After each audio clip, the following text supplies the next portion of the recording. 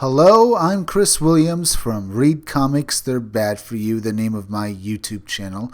Or if you're watching this on BitChute, the name of my BitChute channel is Comic Freak. We have more Rian Johnson news, as Rian Johnson is once again featured in an article. As if roundhead Rian Johnson's head isn't big enough, Rian Johnson chimes in on Star Wars Trilogy timeline. Lucasfilm still figuring out their schedule.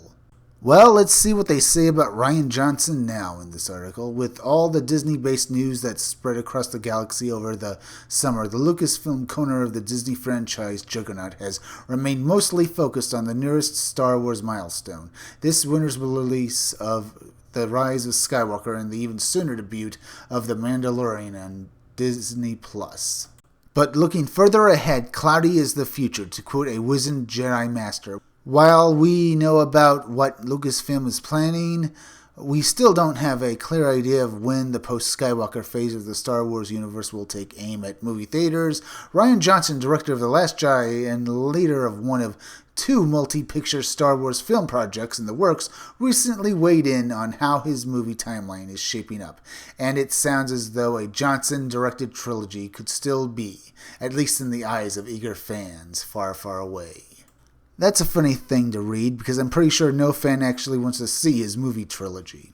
The truth is, they're Disney and Lucasfilm, still figuring out their schedule, their game plan. So if it's possible for me to squeeze in another film before or while working on that, I will, Johnson told the Evening Standard. While that's far from a definitive forecast for when his trilogy will get underway, it does suggest that fans who hope that Knives Out, Johnson's quirky black comedy that hits theaters this Thanksgiving, would be his final pre-Star Wars pit stop may instead have to watch as Johnson considers another movie or more as the calendar slips by.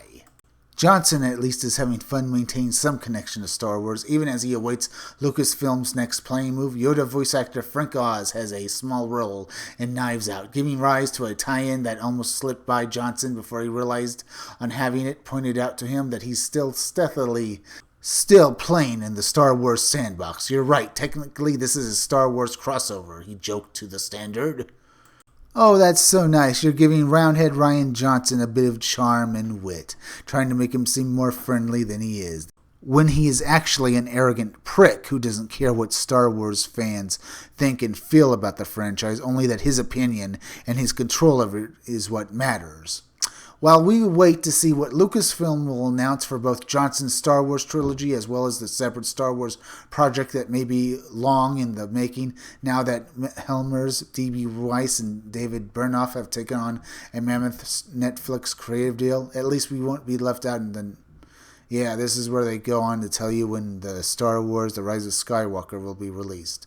Let's just skip this and get to the fact that Rian Johnson is arrogant. He thinks he still has a chance of making his trilogy when he's been proven that his last movie, The Last Jedi, was just a money hole. Yes, it made money, but people hated it. And most likely the goodwill that Star Wars had gained from so many good movies, from George Lucas all the way into the Star Wars movies with The Force Awakens, has been destroyed.